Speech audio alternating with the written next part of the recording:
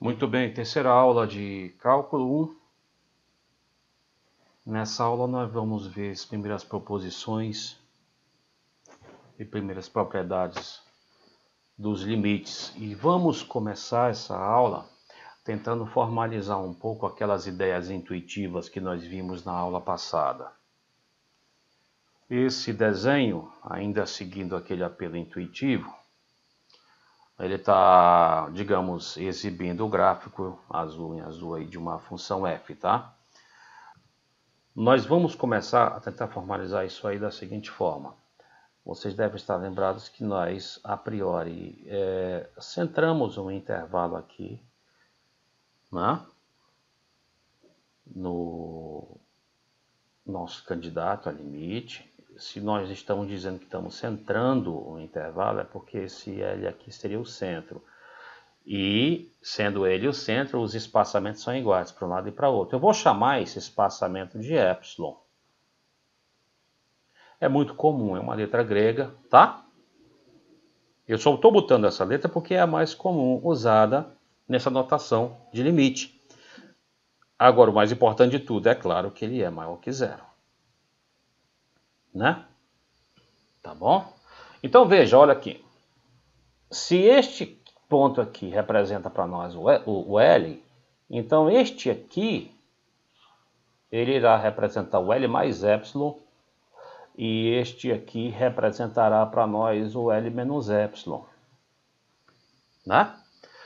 Muito bem, eu centrei um intervalo, né, digamos de amplitude epsilon, no L. E qual era o processo? Lembrem-se, o processo era assim, era rebater no gráfico para ver o que nós poderíamos encontrar. Não é verdade? E isso nos trazia algo assim. Um intervalo contendo o A. Né?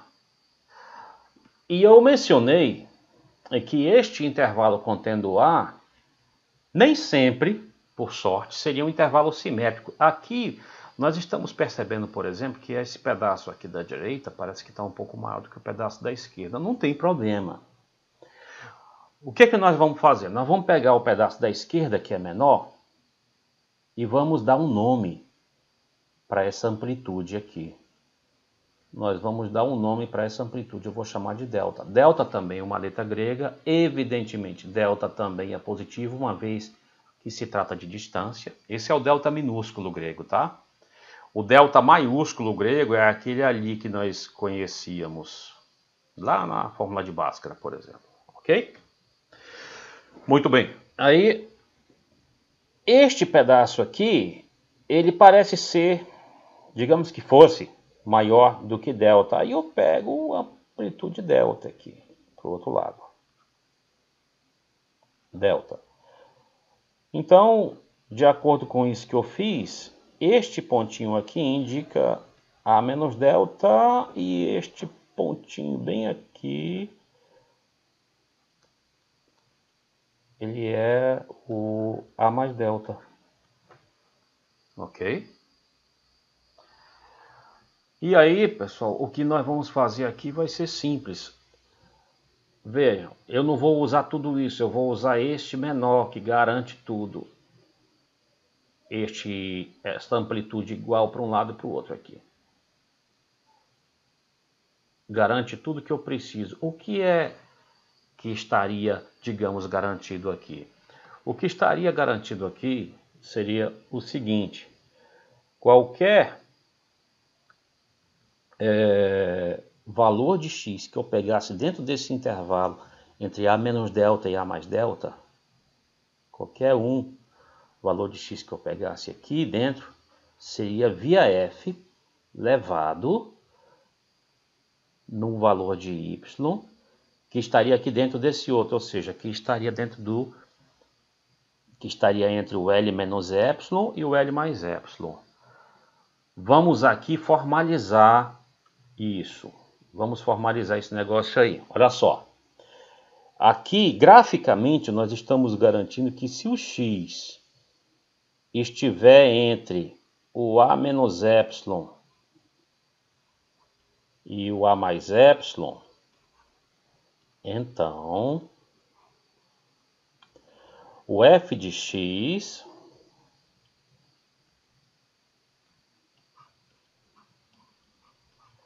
estará entre o L menos epsilon e o L mais epsilon. Ele estará entre o L menos epsilon e o L mais epsilon. Ok? Uma notação pesada. E fica mais pesada, evidentemente, que na primeira vez que nós vemos, né? Então eu vou recapitular o que foi feito. Eu estava desconfiado que o limite de f de x quando x tende a A fosse igual a esse L aqui. Então o que foi que eu fiz? Eu centrei em L um intervalo de amplitude epsilon, tá? E graficamente ainda eu obtive um intervalo aqui contendo A e através desse intervalo eu diminuí aquilo que era necessário para obter um intervalo centrado em A, né? De forma que qualquer valor de x que tivesse nesse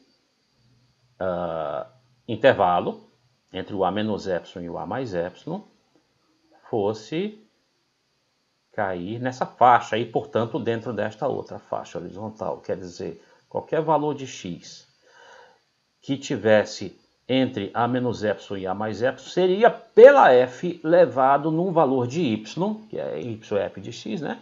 Que estará entre L menos epsilon e L mais epsilon.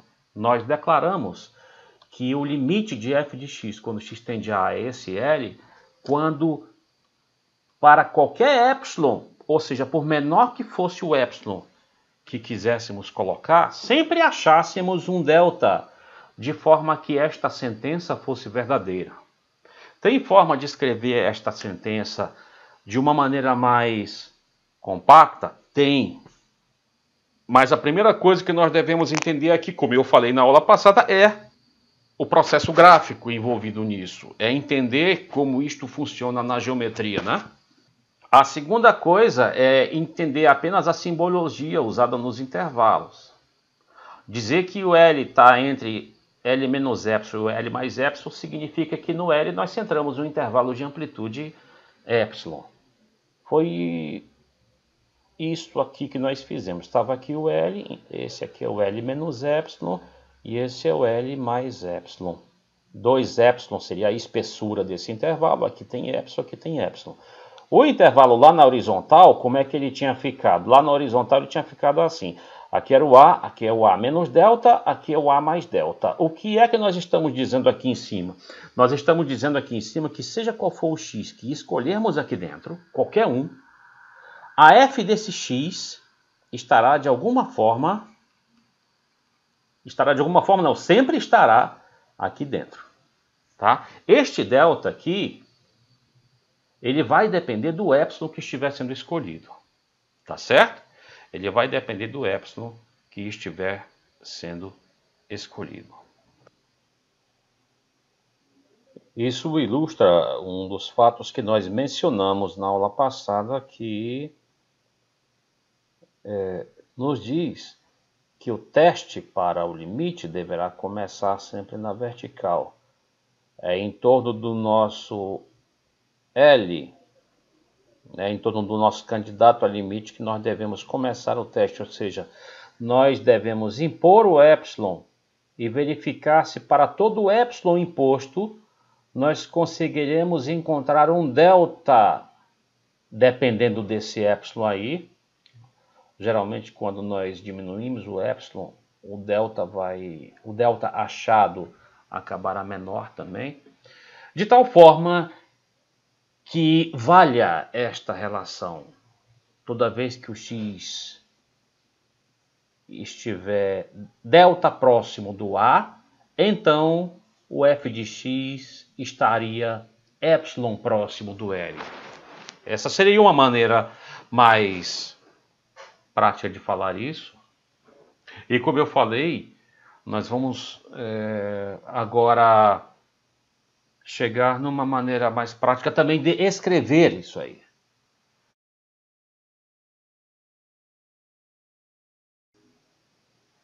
Nesse momento vale a pena nos lembrarmos um pouco mais da ideia geométrica de módulo de número real.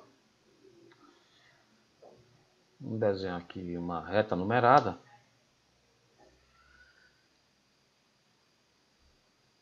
E vamos fixar, digamos, uma distância que eu vou chamar de B. Como ela é uma distância, então é claro que é algo positivo, né? Tá bom? Vou marcar aqui o lugar onde estaria supostamente a origem, o 0. Aí eu vou copiar essa distância B para um lado e para o outro do 0. Vou colocar aqui, daqui para cá é B, e portanto, se eu quiser copiar a mesma distância para cá, isso aqui vai ser o marco menos B, né? Negativo para a esquerda, positivo para a direita. Muito bem, quando nós dizemos que um número real t tem módulo menor do que b, nós estamos com isso querendo dizer que a distância desse número real t até a origem é menor do que b. O módulo de um número real, pessoal, geometricamente,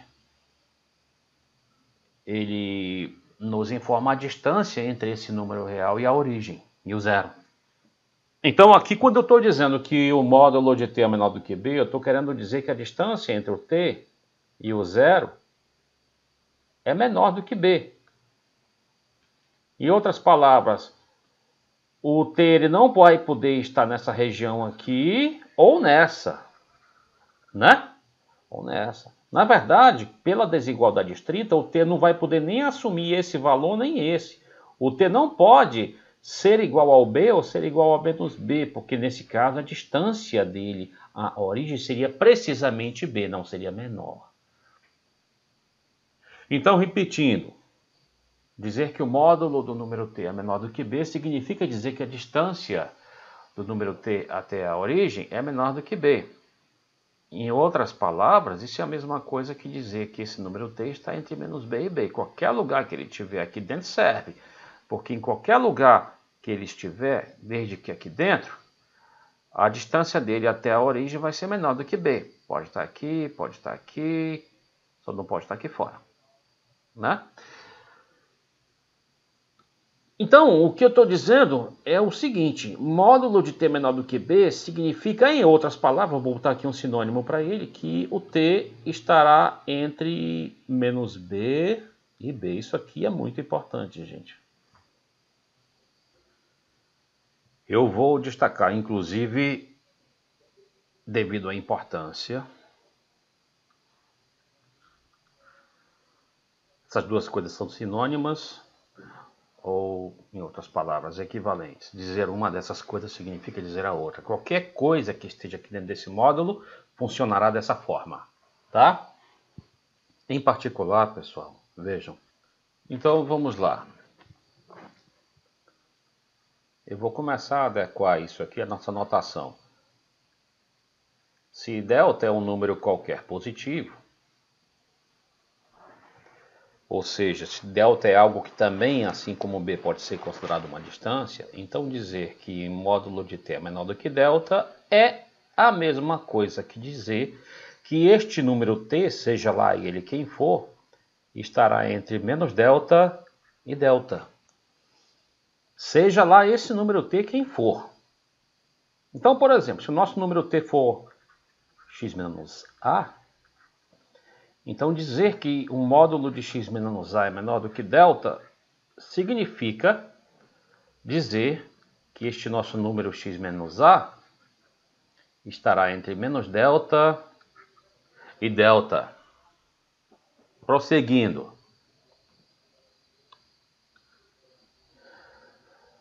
Nós sabemos que quando temos uma desigualdade, ao somarmos ou subtrairmos os membros dessa desigualdade com o mesmo número, ela não se inverterá. No nosso caso particular, eu quero dizer que se eu, por exemplo, somar todos esses membros dessa desigualdade com o mesmo número A, digamos, ela permanecerá com o mesmo sentido. Permanecerá dizendo, inclusive, a mesma informação.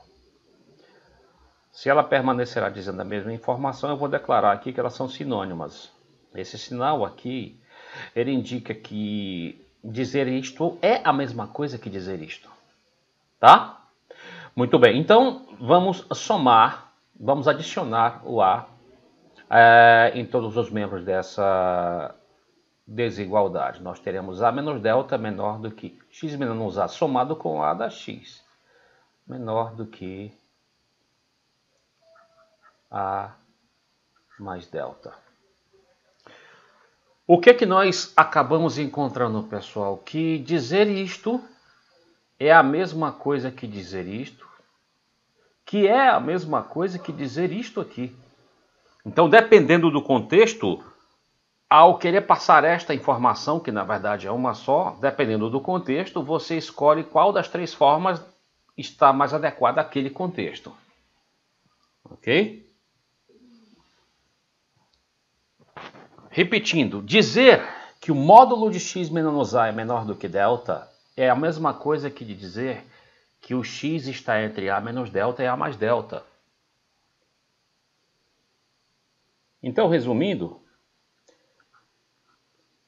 dizer que módulo de x menos a é menor do que delta é a mesma coisa que dizer que o x está entre a menos delta e a mais delta, ou seja, geometricamente que o x está naquele intervalo desenhado no início dos nossos exemplos. O x pode passear à vontade por aqui. Vejam, isso geometricamente é bastante intuitivo, porque este intervalo aqui ele tem amplitude delta, ou seja, distância delta para um lado, distância delta para o outro. Aqui é A mais delta, aqui é A menos delta. Dizer isso aqui significa que a distância entre o x e o A é menor do que delta. Tá? O que é a mesma coisa que dizer isso, que o x está dentro deste intervalo. Que a distância do x até o A é menor do que essa amplitude delta aqui. De posse disso, eu posso também escrever uma outra coisa que aparece na nossa notação. Dizer que módulo de f de x menos L é menor do que epsilon, de acordo com nossas considerações sobre módulo, significa dizer que o f de x está entre L menos epsilon e L mais epsilon. Eu só estou colocando essas coisas aqui porque essa notação de fato é a mais comum, é muito usada.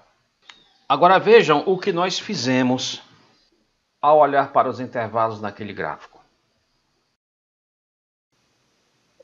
Vejam o que nós temos então aqui. Aqui nós temos A menos delta menor que x menor que A mais delta. O x está entre A menos delta e A mais delta. Ou seja, o que temos aqui é o seguinte.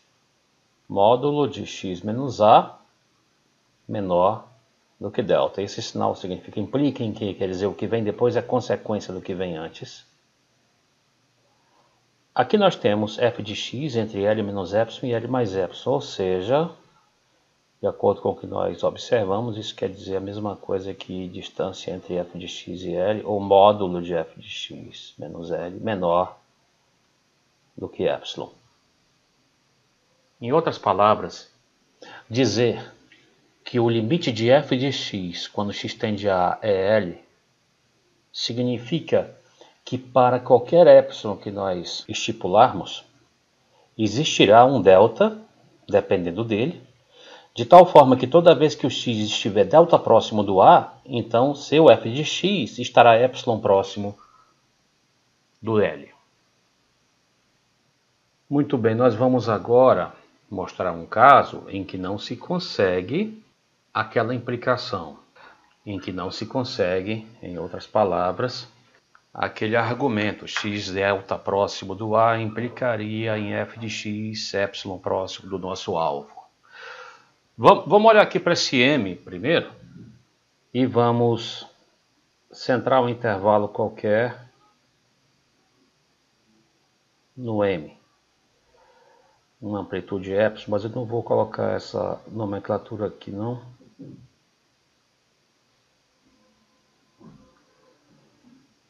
Poderia prolongar isso aqui adiante, mas não me interessa muito. O que é que está acontecendo aqui? Eu centrei um intervalo de amplitude, digamos, epsilon no M.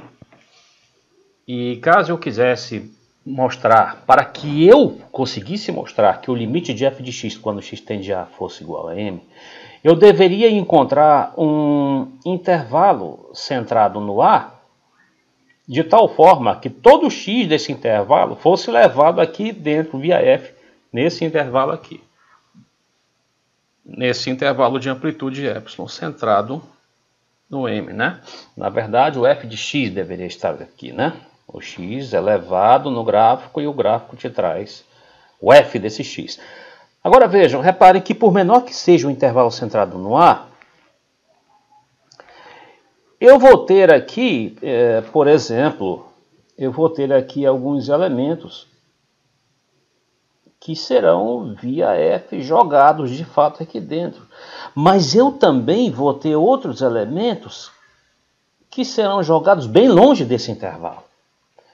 Isso não acontece porque esse intervalo é grande, não. Na verdade, se eu diminuir ainda mais esse intervalo, mesmo assim, infelizmente, eu terei problemas, porque qualquer elemento que eu pegue aqui, à direita do A, digamos, será levado via F em alguém muito longe desse, bem lá fora, né, desse intervalo aqui. Todo mundo desse intervalo deveria ser jogado dentro deste outro.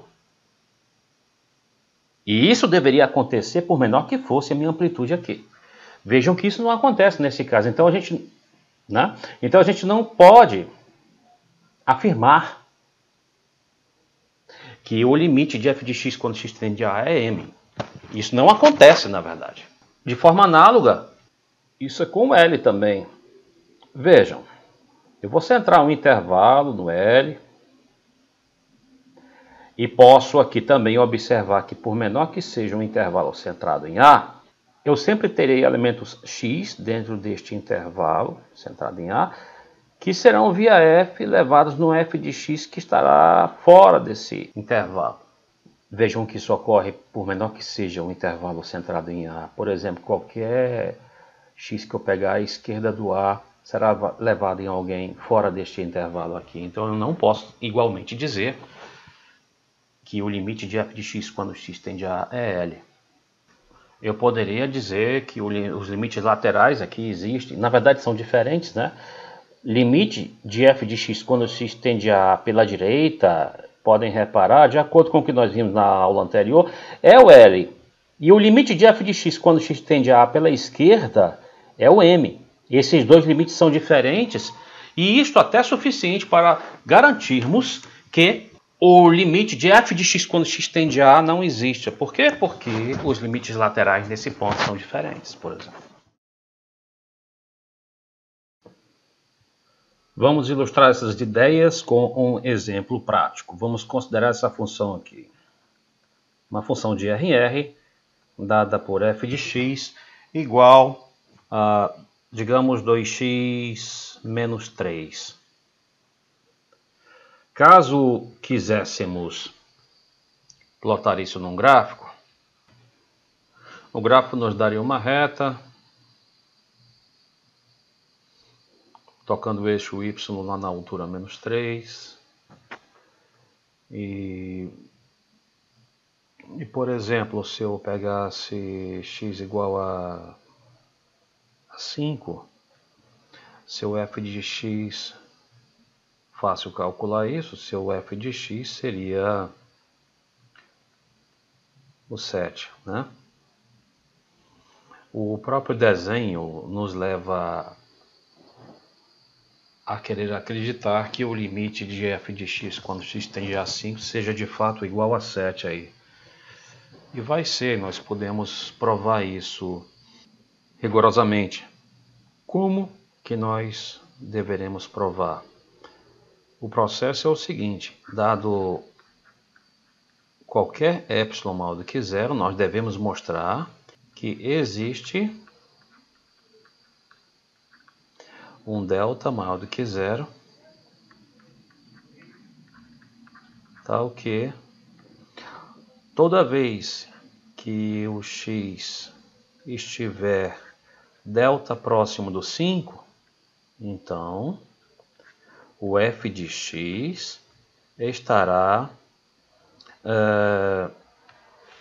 epsilon próximo do L, nesse caso do 7, né? Dado qualquer epsilon maior que zero, nós devemos mostrar que existe um delta maior do que zero nessas condições aqui. Ok? Muito bem.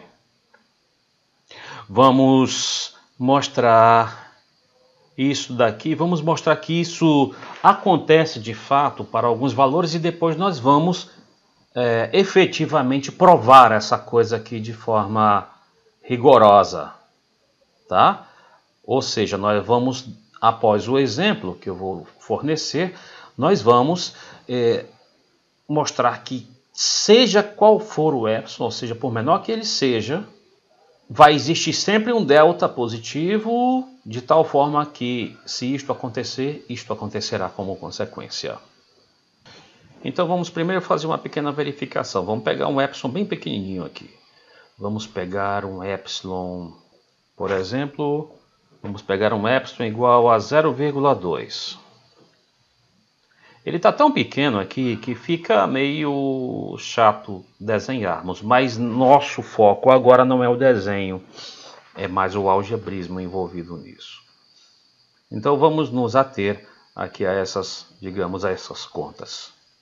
A pergunta aqui seria o seguinte: se o epsilon for 0,2, ou seja, se o cara a ser posto aqui fosse 0,2, que delta seria suficiente para que isto acarretasse nisso aqui?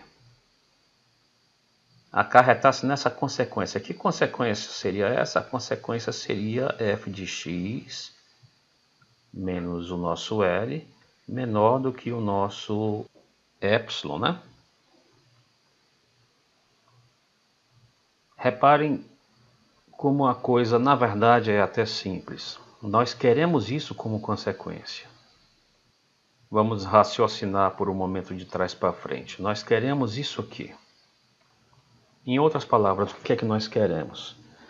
O f de x, lembrem-se, é 2x menos 3. Então, nós estaremos querendo aqui que 2x menos 3, que é o f de x, menos 7, seja menor do que 0,2. Eu estou só, portanto, reescrevendo sinônimos, né?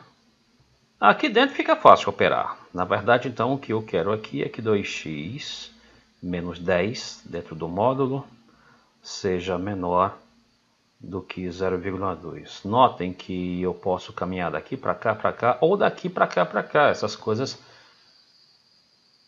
uma implica na outra. Se eu tiver isso, eu como consequência obtenho isso e como consequência obtenho isso também. Vamos prosseguir. O que eu posso fazer aqui dentro? Eu posso fazer aqui dentro o seguinte: eu posso colocar, por exemplo, 2 em evidência. Fica x menos 5.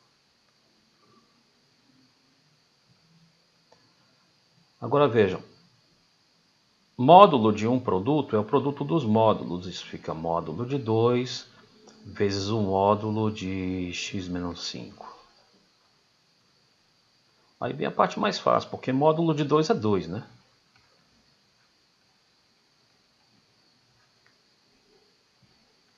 Ok? Caso você sinta necessidade, você vai pausando para entender cada passo e para perceber que cada um desses passos é consequência do anterior. E também causa, eu posso caminhar para baixo e para cima, podem reparar. Bom, O 2 está aqui multiplicando, eu posso passar para lá dividindo, né? Ao dividir 0,2 por 2, eu tenho 0,1. Agora reparem, isto pode ser encarado, portanto, como consequência disso. E eu já consegui, portanto, o que eu queria. Toda vez que o x estiver delta próximo do 5, então o f de x estará epsilon próximo do 7. O que eu acabei de mostrar? Eu acabei de mostrar que se o x menos 5 for menor do que o 0,1, então, e reparem que dentro desse então tem tudo isso, que não precisa ser posto, f de x menos 7 menor do que 0,2. Esse daqui, lembrem-se, era o nosso epsilon, era esse cara que estava aqui, né? E esse foi o delta que nós encontramos, necessário para que toda vez que o x estivesse delta próximo do 5, então como consequência tivéssemos f de x epsilon próximo do 7. Eu poderia, e eu aconselho que se repita esta parte, que volte, que se faça pausas para entender este processo aqui direitinho. Vamos fazer uma generalização disso. Em suma, vamos lembrar o que nós queremos. Nós queremos o seguinte: nós queremos provar que o limite de f de x, quando x tende a 5, é igual a 7. Vamos lembrar quem era o f de x. O f de x ele era 2x menos 3. Agora vamos provar de maneira efetiva como se faz uma prova, mostrando que dado qualquer epsilon maior do que zero, vai existir um delta maior do que zero naquelas condições. Então vamos começar a nossa demonstração. Vamos colocar aqui, seja epsilon maior do que zero, qualquer.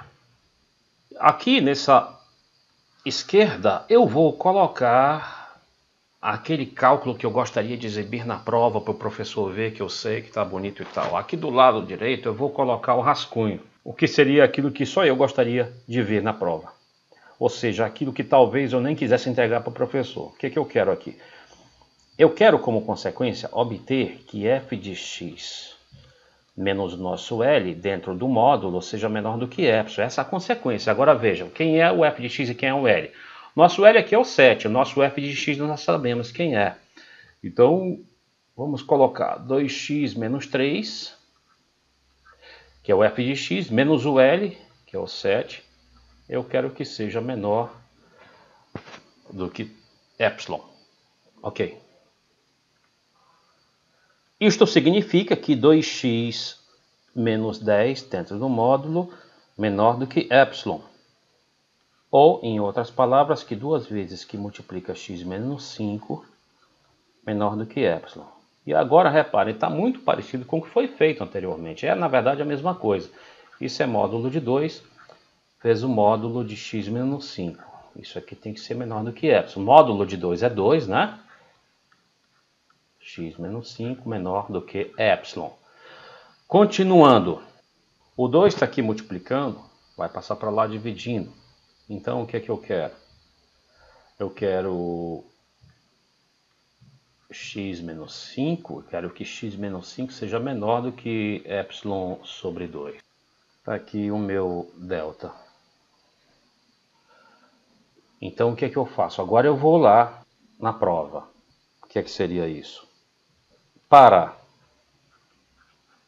delta menor, ou qualquer coisa menor ou igual a epsilon sobre 2, teremos o quê? Toda vez que a distância entre o x e o 5 for menor do que delta, é claro então que como consequência ela será menor do que epsilon sobre 2.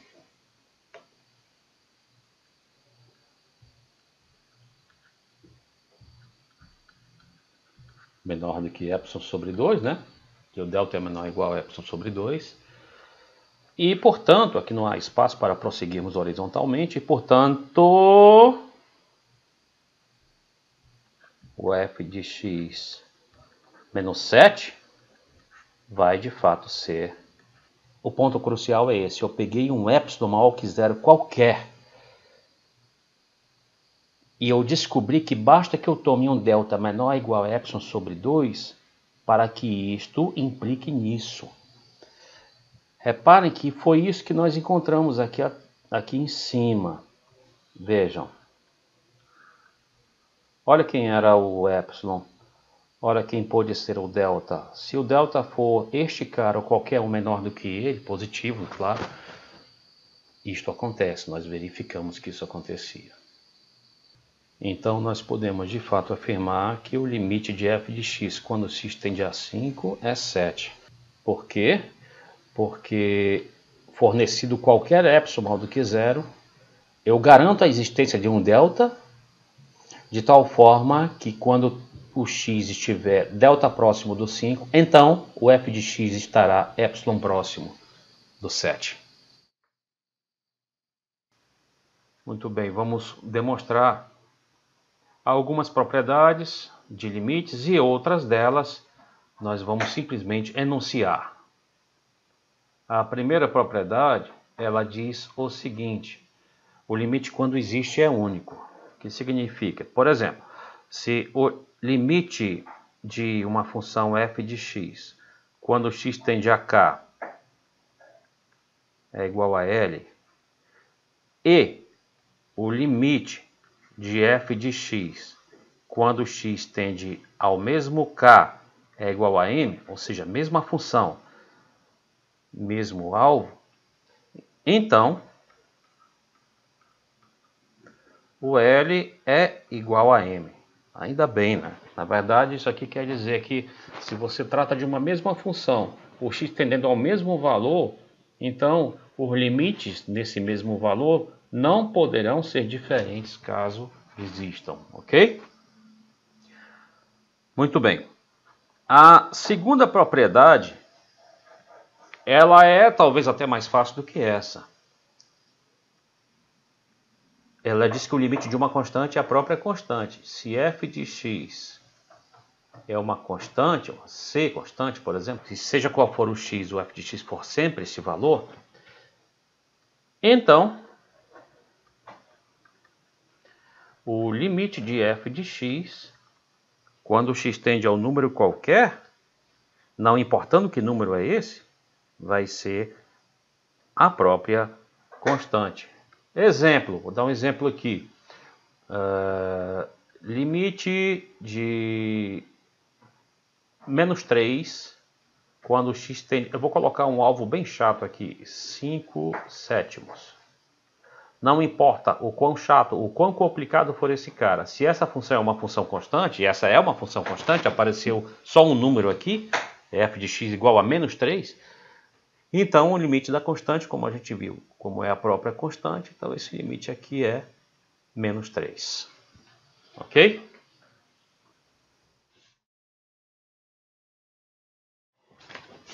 Essa próxima propriedade 3, eu vou demonstrar. Ela é bem simples de demonstrar. O limite de uma constante vezes x, quando x tende a k, é a constante vezes k. Isso está, portanto, nos dizendo que quando quisermos saber o limite de algo assim, quando x tende a k, bastará substituir o x por esse k. Vamos provar que isso é verdade. Vamos provar que isso é verdade. Vamos demonstrar isso aqui. Isso aqui é assim, ó. Vamos tomar um epsilon qualquer maior do que zero. Lembrem-se que no final das contas o que nós queremos é que o módulo de f de x menos o nosso alvo, que nesse caso, esse nosso L aqui, que nesse caso é o CK, seja menor do que epsilon, ok? Mas vejam, quem é o f de x? O f de x é o cx. Então, na verdade, o que nós gostaríamos de ter é isto. Daqui fica quase explícito o que nós devemos fazer, né? A primeira coisa é manter aqui o c em evidência. Aí fica isto aqui. Agora, o módulo do produto, nós sabemos que é o produto dos módulos. E eu estou aqui supondo o C não nulo. Se o C fosse nulo, nós voltaríamos para o caso anterior, seria com função constante zero. E o limite de uma função constante nós já sabemos ser a própria constante, a propriedade 2. Como o C é não nulo, eu tenho o direito de passar o C ali dividindo lá para o outro lado, porque estava aqui multiplicando. Então, módulo de x menos k é menor do que epsilon sobre C, sobre módulo de C, né? Então, eu vou voltar aqui para a demonstração. Seja epsilon maior do que zero. Tomando delta como sendo epsilon sobre o módulo desse C aqui, era bom que nós tivéssemos, de fato, feito essa ressalva, né? Perdão. Bom, tomando delta igual a epsilon sobre módulo de C, teremos sucessivamente o seguinte. Se x menos k dentro do módulo for menor do que este delta, então nós estaremos dizendo, em outras palavras, se x menos k for menor do que epsilon sobre módulo de C, aí basta nós, caso queiramos fazer isso de maneira bem completa, basta nós fazermos a volta do que foi feito aqui. Vamos voltar. Então, módulo de C vezes o módulo de x menos k é menor do que epsilon. Vamos juntar, o produto dos módulos é o módulo do produto, então isso aqui vai ficar C vezes x menos k dentro do módulo menor do que epsilon. Repare, nós estamos realmente fazendo a volta do que estava aqui. Portanto, Cx menos Ck dentro do módulo menor do que epsilon. Agora vejam, Cx quem é? Cx é o nosso f de x, né? Essa aqui. Módulo de f de x menos Ck menor do que esse epsilon. Agora vejam o que nós fizemos. Nós partimos de um epsilon qualquer, tomamos um delta adequado para que toda vez que tivermos x delta próximos do k, como consequência obtivéssemos f de x epsilon próximo deste L, que é o Ck aqui. Em suma, nós acabamos de provar que o limite de Cx quando x tende a k é Ck. Em outras palavras, nós acabamos de provar que para obter esse tipo de limite, basta substituir simplesmente o x pelo alvo. Vamos ver um exemplo de aplicação dessa propriedade aqui. Limite de 3x quando x tende a 2 é simplesmente o 6. É 3 vezes o 2. Tá? Então é bem simples mesmo, né? A próxima ela é bem intuitiva também. A propriedade P4, ela diz o seguinte: se limite de f de x quando x tende a k é L e limite de uma outra função g de x quando x tende a esse mesmo k é um número m, então o limite da soma f de x mais g de x, limite da função soma quando x tende a esse mesmo k, simplesmente a soma dos limites é L mais m. Agora eu faço a observação de que valeria com o sinal de menos também. Aqui está dizendo que o limite da soma é a soma dos limites. Vamos dar exemplo disso aqui. Vamos ver aqui, por exemplo, limite de 3 mais x quando x tende a menos 2. Vejam que isso é o limite de uma soma de funções. De acordo com isso aqui vai ser o limite da função constante 3, quando x tende a menos 2, mais o limite da função f de x igual a x, quando x tende a menos 2. caso existam esses limites, o limite da soma é a soma dos limites, né? Foi o que foi visto aqui. Isto daqui é a propriedade, é uma das propriedades anteriores. O limite de uma constante é a própria constante, não importando para quem tenda o x. E o limite de uma constante vezes x é a constante vezes esse alvo, né? Lembra, a constante aqui é 1. Limite de c vezes x, quando x tende a k, é c vezes k. Nesse caso, c é 1. Fica 1 vezes menos 2, que é menos 2. Então, isso aqui vai dar 3 menos 2, 1. De maneira geral, reparem o que nós podemos obter aqui. Limite de a vezes x mais b, quando x tende a k. Vamos tratar disso aqui. Limite de a vezes x mais b, quando x tende a k.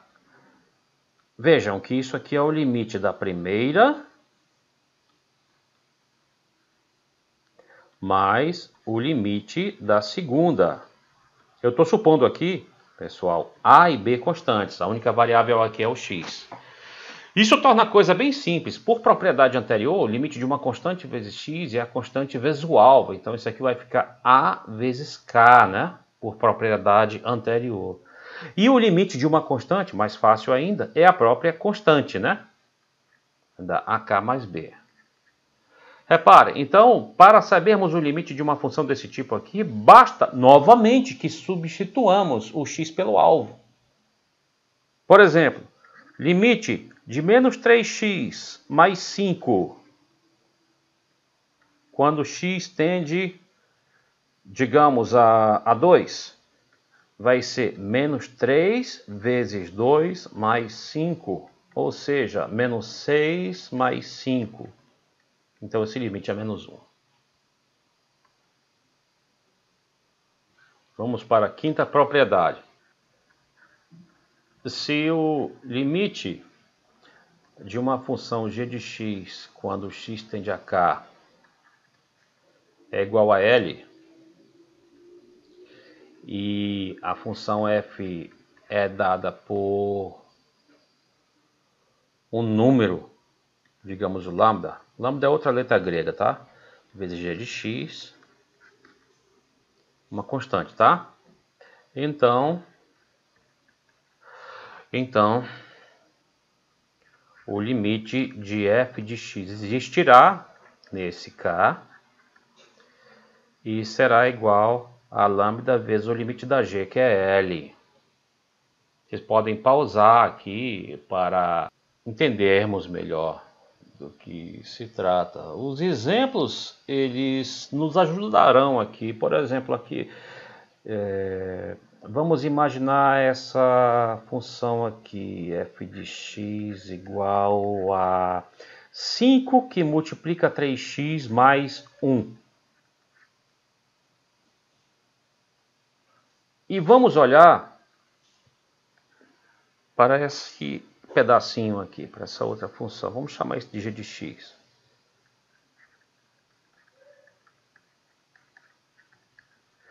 Vamos supor que nós queremos calcular o limite de f de x quando x tende a 2. Antes nós poderíamos, por exemplo, calcular o limite da g de x quando x tende a 2, que nós, por propriedade anterior, sabemos ser 7, né?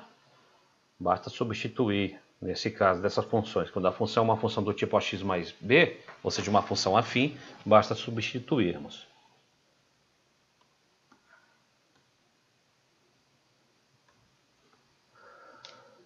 Nesse caso, o limite de f de x quando x tende a 2 vai ser 5 vezes o limite da função g de x quando x tende a 2. É isso que nós estamos dizendo. O limite de uma constante por uma função vai ser a constante pelo limite da função. É isso que nós estamos falando. Vai ser 5 vezes este 7 que está aqui.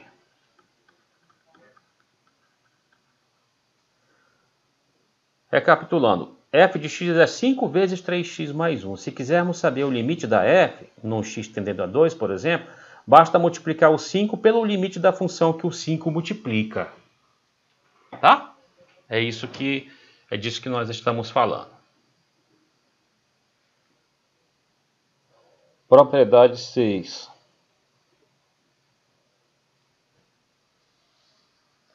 Propriedade 6, ela diz assim: suponhamos que o limite de uma função f, quando x tende a k, seja igual a um número L. E que o limite de uma função g, quando x tende a este mesmo k, seja igual a m. Então, essas duas coisas em conjunto dizem que o limite da função produto de f de x vezes g de x, quando x tende a k, existe. E adivinhe, é o produto dos limites, L vezes M. Essa daqui eu também não vou demonstrar, mas os exemplos são extremamente simples de se entender. Por exemplo, aqui, vamos dar uma olhada no limite de x ao quadrado, quando x tende a um número k. O que é que vai dar isso? O limite do produto é o produto dos limites, é isso que está sendo dito. Então, isso vai ser o limite da função x, quando x tende a k, vezes o limite da outra função, que também é a função x, quando x tende a k. E isso, por propriedade anterior, podem recapitular, voltar ao vídeo, isso daqui é k, basta substituir, isso daqui também é k, fica k vezes k, ou seja, k ao quadrado. O limite de x ao quadrado, quando x tende a k, é k ao quadrado. Por extensão, você, na verdade, usando indução, você pode concluir que o limite de x elevado a n, se n é natural, quando x tende a um número k qualquer, vai ser simplesmente o k elevado a n. Felizmente, podemos apenas substituir de maneira normal de novo, né? Um exemplo um pouco mais interessante seria o seguinte. Vamos ver, por exemplo, a função quadrática. Limite de ax2 mais bx mais c, quando x tende a um número k, por exemplo. Vejam, o limite da soma é a soma dos limites. Então, isso vai ser o limite de ax2 mais o limite de bx mais o limite da constante c. Todos eles quando x tende a k, e isso deve ser escrito. Ok? Devemos especificar aqui o alvo. Isso daqui, por propriedade anterior, vai ser, por propriedades anteriores, vai ser a vezes k ao quadrado. Esta daqui, por propriedade anterior, também sabemos que basta substituir aqui o x, b vezes k, e o limite de constante, nós sabemos que é a própria constante. Então, novamente, no caso da função quadrática, vai bastar que substituamos o x pelo alvo para obtermos o limite. Próxima propriedade, ela nos diz o seguinte: vamos supor que o limite de f de x, quando x tende a um número k, seja L, e o limite de uma função g de x, quando x tende a esse mesmo k, seja um número m não nulo. Se isto acontece, então o limite da função quociente, quando x tende a esse k, existe e será L sobre M. Vamos ver exemplos disso daí. Limite de 2 sobre 3x, quando x tende a menos 5. Quem vai ser isso? Bom, o limite de cima existe, é o limite de uma constante, que é a própria constante. O limite de baixo existe. O limite de 3x, quando x tende a menos 5, é 3 vezes menos 5. Então, existe o limite de cima, existe o limite de baixo e é não nulo. Então, nós podemos, de acordo com essa propriedade, que acabamos de enunciar, garantir que isso vai ser o limite quando x tende a menos 5. Eu só quero lembrar que todas essas propriedades são demonstráveis, ok? Mediante aquelas ferramentas técnicas com épsilons e deltas. Limite quando x tende a menos 5, né? Menos 5 alvo, de 2, sobre o limite quando x tende a menos 5 de 3x. O limite de uma constante é a própria constante, e o limite de 3x quando x tende a menos 5 é 3 vezes menos 5. Então, esse limite aqui dá 2 sobre menos 15. Ok? Essa outra aqui, o limite de x ao quadrado menos 5x mais 6 sobre x menos 1,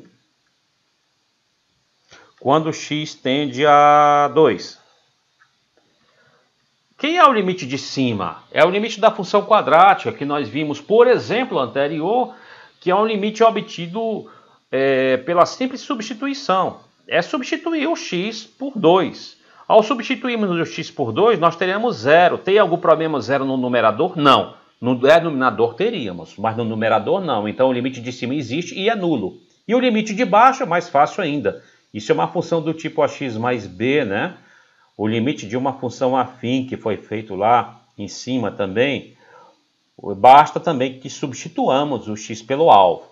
Está 1 embaixo, é não nulo. Portanto, nós temos o direito de dizer que isso aqui é o limite da função de cima, de x2, menos 5x mais 6, sobre o limite da função de baixo, que é o limite desta aqui. O limite de cima é 0, o limite de baixo é 1, 0 sobre qualquer coisa é 0. Agora uma propriedade muito importante que vai nos ajudar para um caso futuro. Propriedade 8. Se as funções f e g são iguais, exceto possivelmente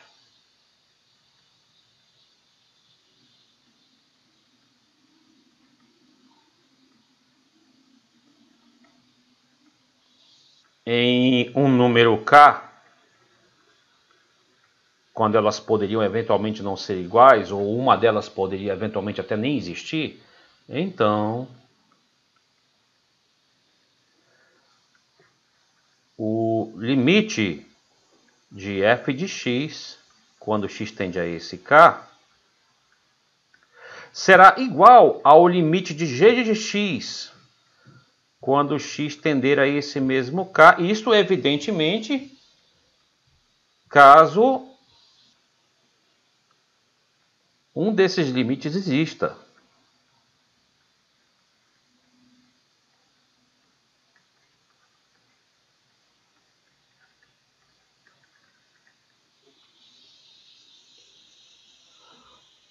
Isso vai ficar claro quando eu exibir o exemplo, pessoal. Vamos dar uma olhada aqui.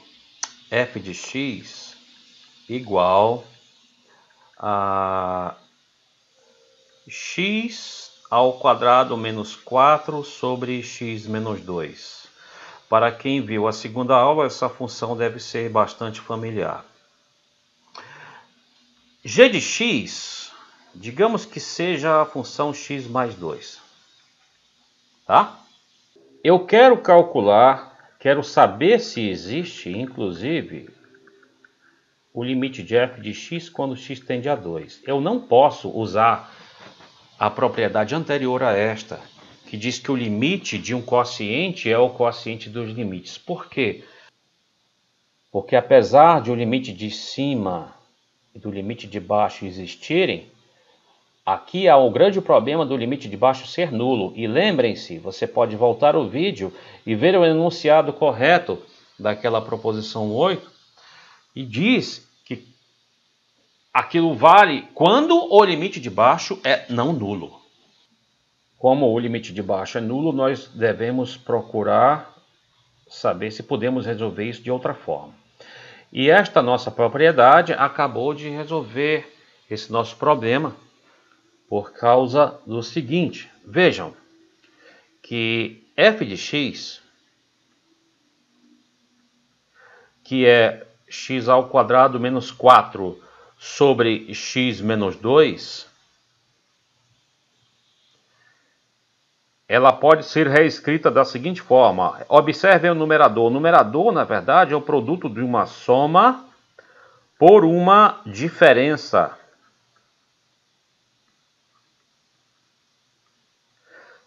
E toda vez que o x for diferente de 2, nós sabemos que o domínio dessa função é todo o conjunto dos reais, excetuando o 2. Isso daqui terá o mesmo valor numérico que x mais 2, que é a g de x. Então, excetuando no valor x igual a 2, a f e a g são funções com o mesmo valor, são funções iguais. E é claro que o limite da g de x, quando x tende a 2, existe. E é 4, na verdade, né? A função g está aqui. Nós já sabemos por propriedades anteriores que isso é 4. E vamos nos lembrar o que está acontecendo aqui, ó. Quando f e g são iguais, exceto possivelmente em um certo valor k, que no nosso caso é 2, então os limites são iguais nesse valor k, caso um desses limites exista. O limite da g existe no x igual a 2 e é 4.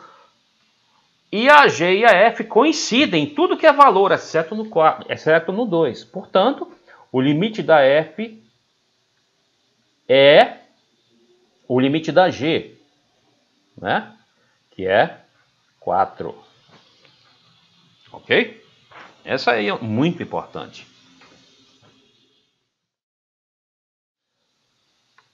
Propriedade 9.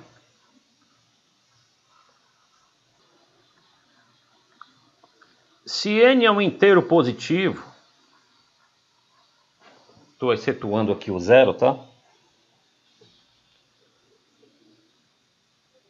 E o limite de f de x, quando x tende a k, é L, então o limite da raiz índice n, nós chamamos de raiz enésima de f de x, quando x tende a k, é a raiz enésima de L. Isso quando, evidentemente, o L for maior do que zero para n par. Por quê? Se o n for par e o L for negativo, repare isso aqui. Se o n for, por exemplo, se o n for igual a 2, nós teremos raiz quadrada de número negativo, né? Nós nem consideraremos definida uma raiz de uma f de x negativa para índices pares. Muito bem, então, como exemplo, nós podemos ver aqui o seguinte. Vamos acompanhar um exemplo aqui que eu vou tirar do livro do Leithold. Limite de raiz cúbica de x sobre menos 7x mais 1 quando x tende a 4. Observe o que eu vou fazer. Raiz cúbica de uma função. Esse n aqui é 3. A nossa função f de x é isso aqui. Ok? Tá certo? Então vamos continuar. Vamos seguir exatamente o que está aqui. Isso daqui, caso nós saibamos que existe o limite dessa função, quando x tende a 4, então vale esta coisa. Mas existe, pessoal. Repare, vamos raciocinar aqui dentro. O limite dessa função quando x tende a 4. Quem é o limite dessa função quando x tende a 4? É o limite de cima sobre o limite de baixo. Essa função que está aí circulada, né? O limite de cima é 4 e o limite de baixo, se eu não me engano, é menos 27. Ficaria 4 sobre menos 27 esse limite. Então, quer dizer, existe o limite dessa f. Então, nós podemos, com certeza, usar esta propriedade, né? Prosseguindo. Então, como nós podemos usar, observem. Nós podemos dizer, vamos fazer isso aqui de forma lenta e gradual, porque fica mais fácil identificarmos que propriedade estaremos usando. Vamos fazer de conta que não soubéssemos quem era o limite da f. Então, repetiríamos ele aqui. Limite da f aqui dentro, né? Está aqui ele, ó, limite da f. Menos 7x mais 1. Esse limite aqui nós sabemos quem é. Né? É menos 4 sobre 27, né? Seria menos 4 sobre 27. Esse 4 negativo não há problema, porque o expoente aqui é ímpar. A raiz índice ímpar de número negativo existe. Por exemplo, a raiz cúbica de menos 8 é menos 2, porque menos 2 vezes menos 2 vezes menos 2 é menos 8. O problema aconteceria com raiz índice par de algum número negativo. Muito bem. Inclusive fica aqui esse sinal de menos, ele pode sair. Fica a raiz cúbica de cima, que dá menos raiz cúbica de 4, que eu não sei quem é, e nem preciso saber, basta assinalar que é isso, sobre a raiz cúbica de 27, que é 3.